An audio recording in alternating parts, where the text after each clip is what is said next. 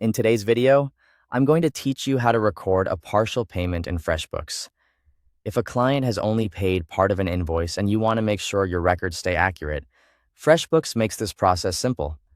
Recording a partial payment correctly helps you keep track of what has already been paid, what is still outstanding, and the current status of the invoice. To get started, sign in to your FreshBooks account. Once you're in, look to the left-hand menu and click on Invoices. This is where you'll find the list of invoices you've created. Open the specific invoice that you want to update with the payment you've received. Make sure you're selecting the correct invoice so the payment is applied to the right client balance. After the invoice opens, go to the top right corner and click More Actions. From the drop-down menu, choose Add a Payment. This opens the payment entry screen, where you can enter the details of the amount you've received.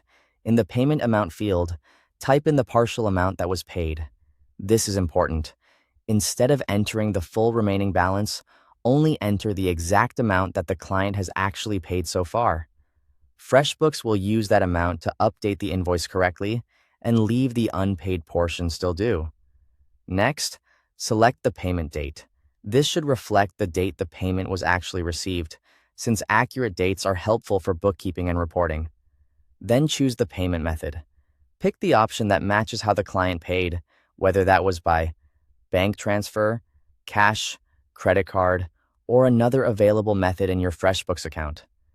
Choosing the right method can make it easier to review your payment history later.